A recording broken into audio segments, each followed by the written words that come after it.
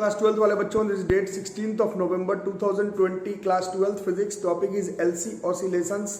Topic is LC oscillations.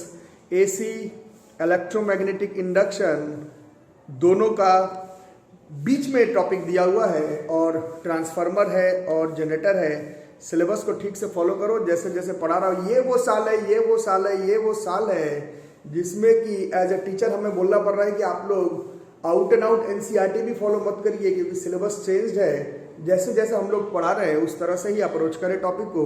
Today we will study a very important topic that should come on your board examinations, that is LC oscillations. LC oscillations. तो जिन्होंने AC पढ़ा है, नहीं पढ़ा है, तो पहले प्लेलिस्ट में जाकर के देख लें. एसी चैप्टर और इलेक्ट्रोमैग्नेटिक इंडक्शन दोनों का ही मिक्सचर है ये टॉपिक. जिन्होंने पहले पढ़ा है उनको याद होगा. हम लोग एसी को पार करवाए थे आर से, सी से, एल से, एलआर से और सीआर से. एलसी के केस में क्या होता है वही हम लोग को अलग से पढ़ना है. इसको आप लोगों को दो बार क्लास 12th में, जैसे 9 से 12th क्लास तक आते आते एक चीज आप लोग देखे होंगे. अगर एक ही चीज, एक ही टॉपिक दो अलग अलग चैप्टर में दिया हुआ है तो उसका इंपॉर्टेंस बहुत ज्यादा बढ़ जाता है. जैसे स्प्रिंग, जैसे पेंडुलम, जैसे law of conservation of energy. उसी तरह से एलसी ऑसिलेशन एसी चैप्टर में भी है. और जहां पर सेमीकंडक्टर पढ़ेंगे उसमें भी how transistor acts as an oscillator, वो भी पढ़ना है. तो जहां पर जैसे आएगा उस हिसाब से देखेंगे. अभी फिलहाल एलसी ऑसिलेशंस को देखेंगे. 5 डायग्राम है, एक्चुअली में 8 डायग्राम है. 5 डायग्राम के थ्रू समझाने का कोशिश किया जा रहा है कि क्या हो रहा है. तो ध्यान से देख लेंगे कि ये कैपेसिटर है. This is a capacitor. Capacitor भी नहीं पढ़ा है, जाओ पहले चैप्टर का टॉपिक है कैपेसिटर, तो आपको आना चाहिए. इस कैपेसिटर को इनिशियली हम लोगों को चार्ज कर लेना है. इस कैपेसिटर को शुरुआत में चार्ज कर लेना है एक बैटरी से. उसके बाद फुल्ली जब ये चार्ज हो जाए, Q0 इसका चार्ज लिया, फुल्ली चार्ज हो गया, यहाँ पर प्लस, यहाँ पर माइनस. कैपेसिटर का प्रिंसिपल नहीं मालूम है, इंडक्टर का प्रिंसिपल अगर नहीं मालूम है तो वीडियो को अभी पॉज या बंद करो और पहले जाकर के capacitor, inductor, electromagnetic induction, self induction, ये सब टॉपिक पढ़ो, नहीं तो नहीं समझ में आएगा. तो ये कैपेसिटर है. कैपेसिटर को इनिशियली चार्ज कर लिया एक बैटरी से, फुल्ली चार्ज कर दिया, चार्ज Q0 ले लिया, यहाँ प्लस, यहाँ पर माइनस चार्ज, फुल्ली चार्ज है. कैपेसिटर का कैपेसिटेंस C है, अभी कुछ नहीं. ठीक है. अब करना क्या है, जिस बैटरी से उस कैपेसिटर को चार्ज किया उससे उसको डिस्कनेक्ट कर लो और L के साथ अभी जस्ट कनेक्ट करने वाले हैं. अभी कनेक्ट किए नहीं, अभी कनेक्ट किए नहीं, अभी कनेक्ट नहीं किए हैं. ठीक है. एनर्जी स्टोर्ड इन कैपेसिटर का फॉर्मूला हमने देखा है, Q²/2C होता है. तो this is maximum charge Q0 के स्क्वायर बाय 2C. इस केस में energy stored in an inductor, energy stored in an inductor, UB is energy stored in an inductor. नहीं पढ़ा है पहले तो जाकर पढ़ लो, डायरेक्ट दिक्कत हो जाएगा. एनर्जी स्टोर्ड इन इंडक्टर का वैल्यू शुरुआत में 0 है और एनर्जी स्टोर्ड इन कैपेसिटर का वैल्यू जो है वो मैक्सिमम है. एनर्जी स्टोर्ड इन कैपेसिटर, ये सब पहले नहीं पढ़ा है तो पहले इन सबका प्रूफिंग वगैरह पढ़ लो, उसके बाद ये टॉपिक पढ़ो. ठीक है. अब करना क्या है, इस कैपेसिटर को उस बैटरी के साथ जिसके साथ चार्ज किया था उससे डिस्कनेक्ट करके इस इंडक्टर के थ्रू जोड़ देना है. जो लोग पहले पढ़े थे, अगर कैपेसिटर को सीधा तार से जोड़ दिया जाए तो कैपेसिटर फट से अपना चार्ज जो है उस तार के थ्रू लॉस कर देगा. बट ऐसा ही हो जाता तो मजा क्या आता है. इंडक्टर, अब जो लोग, मैं बार बार बोल रहा हूँ जिन्होंने इंडक्टर नहीं पढ़ा, जाओ पहले इंडक्टर पढ़ लो. सेल्फ इंडक्शन टॉपिक है प्लेलिस्ट में, किताब में, जहां से भी पढ़ो, पहले इंडक्टर पढ़ो उसके बाद. तो इंडक्टर, कॉइल, सोलोनॉइड, इन सब में Faraday's law of electromagnetic induction, Lenz's law काम करता है. अब जैसे ही हम लोग ने इस कैपेसिटर को इंडक्टर के साथ ज्वाइन किया तो पॉजिटिव चार्जेस जो है वो फ्लो करने लगेगा, पॉजिटिव चार्जेस जो है वो फ्लो करने लगेंगे, पॉजिटिव चार्जेस जो है वो फ्लो करने लगेगा. और you can say electron flow करने लगेगा. इलेक्ट्रॉन के फ्लो के अपोजिट डायरेक्शन में करंट का डायरेक्शन लिया हुआ है. तो अब क्या होगा, energy stored in a capacitor charge के ऊपर डिपेंड करता है. जैसे जैसे चार्ज का वैल्यू कम होता जाएगा तो energy stored in a capacitor का वैल्यू जो है वो कम होने लगेगा. But law of conservation of energy यहाँ पर पूरे 11th में काम किया, 12th में दिखा नहीं, यहाँ पर काम करेगा। Law of conservation of energy, ये जो सोलोनॉइड है, कॉइल है, इंडक्टर है, उसमें मैग्नेटिक फील्ड लाइंस डेवलप होने लगेगी और ये जो एनर्जी इसका खत्म हो रहा है वो जा करके इंडक्टर में एनर्जी स्टोर्ड इन इंडक्टर के फॉर्म में डेवलप होने लगेगा। इंस्टेंटेनियसली लॉस होगा नहीं, जिन्होंने इंडक्टर पढ़ा है उनको मालूम होगा। करंट जाएगा इंडक्टर के साथ, इंडक्टर कॉइल का शेप कुछ इस तरह से है कि जैसे जैसे चेंजिंग अल्टरनेटिंग करंट या करंट जो है वो लिंक करेगा कॉइल के साथ, तो मैग्नेटिक फ्लक्स पहले उसके साथ लिंक हो जाएगा और उसका शेप ऐसा है और करंट का वैल्यू चेंज होने के वजह से magnetic flux link with the coil change होता है, जिसके वजह से प्रोड्यूस होता है Faraday's law of electromagnetic induction की वजह से इंड्यूस्ड ईएमएफ, इंड्यूस करंट। नहीं पढ़ा है पहले ये वीडियो को बंद करो, मेरे ही वीडियो से जाकर के पहले सेल्फ इंडक्शन टॉपिक पढ़ो। तो ये मैग्नेटिक फील्ड लाइंस के फॉर्म में एनर्जी स्टोर होने लगेगा इंडक्टर पे। तो जैसे जैसे एनर्जी स्टोर्ड इन कैपेसिटर का वैल्यू कम होगा तैसे तैसे ही एनर्जी स्टोर्ड इन इंडक्टर का वैल्यू जो है वो ज्यादा हो जाएगा। क्लास 11th का वर्क एनर्जी एंड पावर के साथ मिला सकते हो, पढ़े थे हाइट पर पोटेंशियल एनर्जी मैक्सिमम, जब छोड़ते थे पोटेंशियल का वैल्यू कम होता था और उसके एवज में काइनेटिक एनर्जी का वैल्यू जो है वो बढ़ जाता था, बट टोटल एनर्जी कंजर्व रह जाता था। ऐसा तब जब हम लोग नॉन कंजर्वेटिव फोर्सेस मतलब फ्रिक्शनल लॉसेस इन एयर को कंसीडर नहीं करते थे। उसी तरह से हम लोग इस डायग्राम में आज जो आप टॉपिक पढ़ रहे हैं उसमें अगर आपको out and out law of conservation of energy को अगर लगाना है, समझना है, फॉर्मूला में लगाना है, तो आप मान करके चलेंगे कि किसी भी तरह का एनर्जी लॉसेस नहीं हो रहा है। वैसे तो होता ही है, बट हम लोग मान करके चलेंगे कि एनर्जी लॉसेस नहीं होता। ठीक है, तो ये आपका सेकंड डायग्राम है।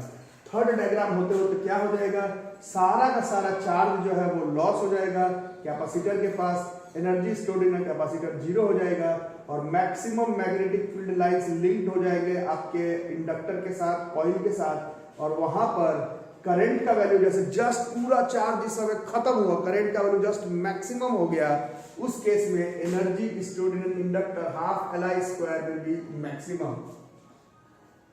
ठीक है, यहां तक तो हो गया। तो यहां तक तो आसान कॉन्सेप्ट था। इसके बाद क्या कॉन्सेप्ट है, इसके बाद ये कॉन्सेप्ट है, इसके बाद का क्या कॉन्सेप्ट है, इसके बाद का कॉन्सेप्ट ये है, अब थोड़ा ध्यान से समझना। इसके बाद का कॉन्सेप्ट ये है कि वो एक इंडक्टर है, इंडक्टर एक कॉइल है, उसमें बैक ईएमएफ, मोशनल ईएमएफ नहीं पढ़ा है तो पहले पढ़ो, सेल्फ इंडक्टेंस ये सब पढ़ा है पहले हमने। तो होगा क्या, एक्चुअली में चार्ज जा रहा था, फुल स्पीड में जा रहा था और एनर्जी स्टोर्ड इन कैपेसिटर जो है वो इंडक्टर के फॉर्म में दिखने लग रहा था। अब हुआ क्या, कैपेसिटर के पास से पूरा चार्ज निकल करके इंडक्टर के पास गया। अब जैसे जैसे कैपेसिटर के पास का चार्ज जा रहा था, करंट का वैल्यू बढ़ रहा था। अब जैसे जैसे कैपेसिटर के में मौजूद चार्जेस का वैल्यू डिग्रेड कम हो रहा है, तो उस केस में क्या होने लगेगा, करंट का वैल्यू जो है वो डिक्रीज करने लगेगा। यहां पर लेंज लॉ लग रहा था, यहां पर लेंज लॉ लग रहा था। लेंज लॉ कहता है कि इलेक्ट्रोमैग्नेटिक इंडक्शन इस तरह से इंड्यूस होता है कि अपने कॉज को अपोज कर देता है। यहां पर बढ़ता हुआ करंट जो है, बढ़ता हुआ करंट जो है वो कॉज था। इस केस से रिलेटेड अब क्या होगा, अब घटता हुआ करंट, अब घटता हुआ करंट, अब घटता हुआ करंट कॉज है। और हमने पढ़ा है Faraday's law of electromagnetic induction में, इंड्यूस करंट इस तरह से इंड्यूस होता है कि अपने कॉज को अपोज करता है। तो चाहेगा कि करंट बढ़े नहीं, उसको मतलब करंट का वैल्यू घटे नहीं, उसका वैल्यू बढ़े, तो वो उसके डायरेक्शन को हेल्प करेगा, पुश करेगा। और पहले वाले केस में पोलैरिटी इस तरह से कैपेसिटर का डेवलप हो रहा था, पोलैरिटी कैपेसिटर का कुछ इस तरह से डेवलप हो रहा था कि अपने कॉस को अपोज, उस समय बढ़ता हुआ करंट था, इस बार घटता हुआ करंट है। तो पोलैरिटी जो है अब कैपेसिटर का चेंज होने लगेगा, जो माइनस इधर पॉजिटिव इधर था, अब पॉजिटिव इधर और माइनस इधर आने लगेगा, पॉजिटिव इधर और माइनस इधर आने लगेगा। यहां पर आपको टॉपिक समझना है इनर्शिया ऑफ मोशनल ईएमएफ। ये बैक ईएमएफ, मोशनल ईएमएफ आप लोगों को पढ़ाया गया था। इसको समझने के लिए आप लोग फिर से थोड़ा सा 11th क्लास का टॉपिक याद करेंगे। 11th क्लास में एक स्प्रिंग वाला कॉन्सेप्ट आप लोगों को समझाया गया था।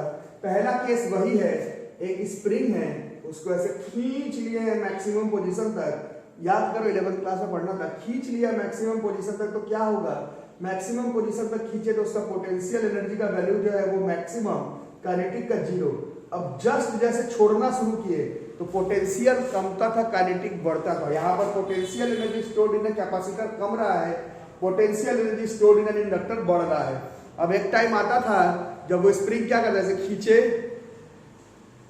कम हो रहा है, कम हो रहा है, कम हो रहा है, कम हो रहा है, अपने उस पोजीशन पे पहुंच जाता था जहां से उसका ओरिजिन 0 लेते थे। उस पॉइंट पर पोटेंशियल एनर्जी का वैल्यू मिनिमम और काइनेटिक एनर्जी का वैल्यू मैक्सिमम हो जाता था। यहाँ पर potential energy stored in capacitor का वैल्यू 0 और एनर्जी स्टोर्ड इन इंडक्टर का वैल्यू जो है वो मैक्सिमम।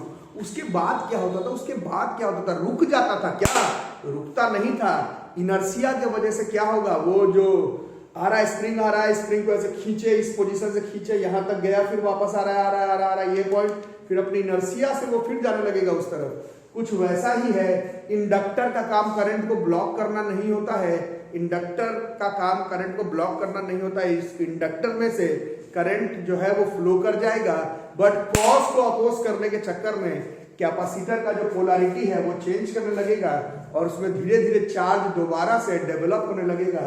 जो यहाँ पर पॉजिटिव था, अब देखो पॉजिटिव इधर, निगेटिव इधर, इलेक्ट्रिक फील्ड का डायरेक्शन जो है वो चेंज कर रहा है, पोलैरिटी ऑफ कैपेसिटर चेंज कर रहा है अकॉर्डिंग टू लेंज लॉ। और धीरे धीरे देखो क्या हो रहा है, फिर से एनर्जी स्टोर्ड इन कैपेसिटर का वैल्यू धीरे धीरे बढ़ रहा है और एनर्जी स्टोर्ड इन इंडक्टर का वैल्यू धीरे धीरे कम हो रहा है।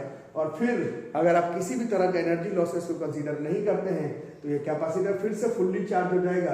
ये जो मैग्नेटिक फील्ड इसके साथ लिंक हुआ था वो खत्म हो जाएगा, कैपेसिटर फिर से Q0 पर चार्ज हो जाएगा, maximum energy stored in capacitor हो जाएगा और एनर्जी स्टोर्ड इन इंडक्टर का वैल्यू 0 हो जाएगा।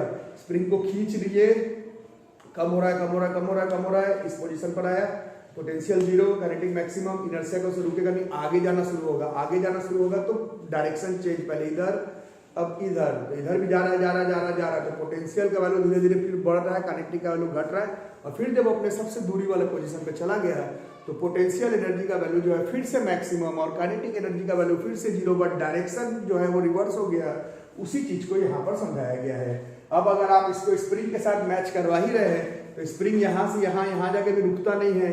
अगर आप एनर्जी लॉसेस कंसीडर नहीं कर रहे हैं तो वो दोबारा से जो है वो आएगा, फिर जाएगा। पेंडुलम के केस को भी कंसीडर कर सकते हो, वैसा ही है। ये सिस्टम बार बार चलते रहेगा। एनर्जी कैपेसिटर से निकल करके इंडक्टर के पास, इंडक्टर से निकल करके कैपेसिटर के पास, कैपेसिटर से निकल करके इंडक्टर के पास, इंडक्टर से निकल करके कैपेसिटर के पास। एनर्जी ऑसिलेट करते चला जाएगा, करंट ऑसिलेट करते हुए चला जाएगा, चार्ज ऑसिलेट करते हुए चला जाएगा। अगर आप किसी भी तरह का एनर्जी लॉसेस नहीं कंसीडर करते हैं तो उसको हम लोग डैम्प्ड ऑसिलेशन नहीं, अनडैम्प्ड ऑसिलेशन कहते हैं। 11th क्लास में पढ़ा था। अनडैम्प्ड ऑसिलेशन का अगर बात कर ले, अनडैम्प्ड ऑसिलेशन का अगर बात कर ले, अनडैम्प्ड ऑसिलेशन का अगर बात कर ले तो ये जो फ्रीक्वेंसी है एलसी ऑसिलेशन का, वो रेजोनेंस फ्रीक्वेंसी जो कि मैक्सिमम होता है इसके बराबर आ जाता है 1/2 root under LC. This is the frequency of LC oscillation. This is the frequency of LC oscillation. जब आपसे पूछा जाएगा this is the frequency of LC oscillations, but ये undamped oscillation के लिए है। undamped oscillation के लिए frequency of LC oscillations is 1/2 root under LC। Syllabus में साफ साफ लिखा हुआ है LC oscillation का आपको क्वालिटेटिव एनालिसिस पढ़ना है, क्वांटिटेटिव नहीं। इसका प्रूफिंग वैसे में भी डिफरेंशियल इक्वेशन का बहुत बड़ा एप्लीकेशन से प्रूफिंग है। आपको इस बार पिछले साल भी नहीं पढ़ना था, टॉपिक्स जानना था, एनर्जी कैसे कैसे कंजर्व हो जा रहा है। इस बार तो क्वालिटेटिव जानना है, क्वांटिटेटिव नहीं। एलसी ऑसिलेशंस के बारे में आपको ये सब चीजें जाननी है। एलसी ऑसिलेशन का डायग्राम बनाना है, किस केस में मैक्सिमम, किस केस में मिनिमम, वो पढ़ना है। और पूरा का पूरा एनर्जी कंजर्वेशन होता है ड्यूरिंग एलसी ऑसिलेशन। और ये तो हमने एक माने 1/5 डायग्राम का भी बनाया। छठे डायग्राम में क्या होगा, छठे डायग्राम में इसके बाद आप लोग बता सकते हैं क्या होगा, इसके बाद बता सकते हो क्या होगा। इसके बाद इसी चीज को रिवर्स में करेंगे, धीरे धीरे फिर से इसका चार्ज कमेगा, यहाँ पर फिर से एनर्जी डेवलप करेगा, फिर इसके द्वारा दबाया जाने वाला इलेक्ट्रिक मैग्नेटिक फील्ड मैक्सिमम हो जाएगा, इसका वैल्यू जो है वो फिर से 0 हो जाएगा। यही केस रिपीट होता रहेगा। Charge, current, energy oscillates when LC oscillations, मतलब वो भी सीरीज में जब हम लोग कंसीडर करते हैं तब। This is how LC oscillations takes place. It's a very important topic for boards examination point of view. Proofing नहीं पढ़ना है, but this is how LC oscillations take place. Undamped oscillation में frequency का value 1/2π√100 रह जाएगा। And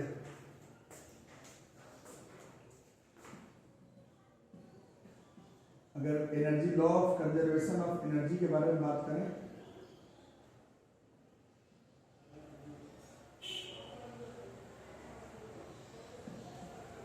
without considering energy losses, तो Q²/2C plus half Li² remains conserve constant. ठीक है, जिनको याद होगा बॉल जब ऊपर से नीचे फ्लो वाला मैकेनिक्स में mgh potential energy plus kinetic energy remains constant, फिर energy stored in any spring half kx², energy stored in any spring remains constant, half kr² होता मैक्सिमम का वैल्यू। उसी तरह से this Q²/2C plus half Li² remains constant, maximum value will be Q0² 2C और half Li² maximum. This is how LC oscillations आप लोगों को याद कर लेना है। आ सकता है, आएगा मेरे ख्याल से एग्जाम में। It's a very important topic for CBSE boards और overall boards examinations. Charge and current with time का ग्राफ ड्यूरिंग एलसी ऑसिलेशंस।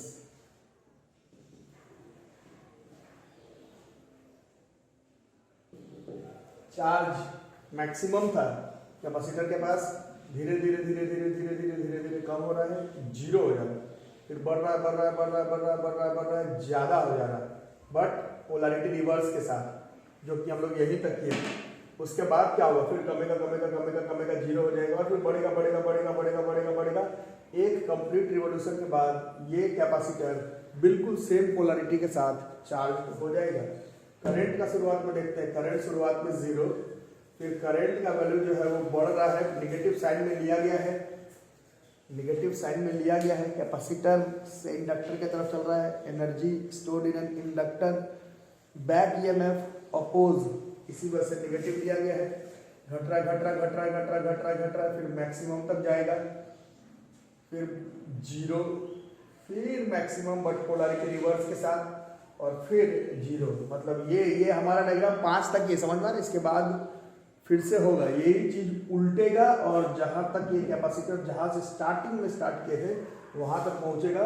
और अगर एनर्जी कंजर्वेशन मान करके चलते हो तो चार्ज, करंट एंड एनर्जी लगातार ऑसिलेट करेगा विद द फ्रीक्वेंसी 1/2π√L/c। समझ में आ रहा है ये एलसी ऑसिलेशन क्यों होगा वो मैंने समझा दिया है, बट 5वें केस तक एक्चुअली में डायग्राम 8वां केस तक जाएगा। ये फिर से अपना पोलैरिटी बदल करके एनर्जी कंजर्वेशन होते होते होते होते होते जहां से शुरू किया वहां तक पहुंचेगा सेम पोलैरिटी के साथ। ठीक है, तो ये ग्राफ को भी बनाने देगा। एनर्जी ऑसिलेशंस का ग्राफ बना लो, ये देख ही रहे हो। ब्लैक वाले से energy stored in a capacitor, B वाले से energy stored in an inductor, maximum value Q0 का स्क्वायर मैक्सिमम चार्ज का स्क्वायर बाय 2C या फिर हाफ Li² मैक्सिमम। तो शुरुआत में एनर्जी स्टोर्ड इन कैपेसिटर का वैल्यू मैक्सिमम था, उसके बाद T/4 तक आते आते एनर्जी स्टोर्ड इन कैपेसिटर का वैल्यू 0 हो गया, और फिर T/2 तक जाते जाते फिर से एनर्जी स्टोर्ड इन कैपेसिटर का वैल्यू जो है मैक्सिमम हो गया। मेरे ग्राफ में मतलब हमने यहाँ तक की डायग्राम मैंने यहीं तक बनाया है, हमने जो डायग्राम बनाया यहाँ तक, बट इसके बाद भी होगा फिर से एनर्जी स्टोर्ड इन कैपेसिटर 0 होगा, और फिर से खत्म होने तक टाइम पीरियड T तक आते आते फिर से energy stored in capacitor maximum भी होगा, पोलैरिटी भी रिवर्स हो जाएगा। शुरुआत में एनर्जी स्टोर्ड इन इंडक्टर का वैल्यू 0 था, बढ़ रहा है। जब एनर्जी स्टोर्ड इन कैपेसिटर का वैल्यू 0, तब एनर्जी स्टोर्ड इन इंडक्टर का वैल्यू मैक्सिमम। और इस तरह से हमने यही तक ग्राफ बनाया है जिसमें कि वापस से हमारा एनर्जी स्टोर्ड इन इंडक्टर 0 हो जाना था, बट मैंने यहीं तक बनाया था, बट ये आगे तक चलेगा। टाइम पीरियड टी तक अगर देखेंगे तो एनर्जी, फ्रीक्वेंसी, एनर्जी, करंट और चार्ज सब का सब ऑसिलेट करेगा। और अगर हमने सीधा मान करके चलेंगे कि एनर्जी अगर कंजर्व होगा तो q²/2c plus half Li² value constant, और वो कांस्टेंट किसके बराबर हो जाएगा, या तो तुम हाफ Li² मैक्सिमम ले लो या फिर q0k²/2c ले लो। ठीक है, इस पर किसी भी तरह का न्यूमेरिकल इस बार के सिलेबस में आपको पढ़ना नहीं है।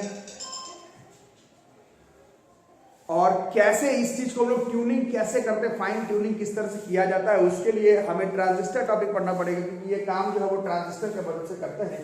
फिलहाल आपको सिर्फ इतना पढ़ के चलना है, एलसी ऑसिलेशंस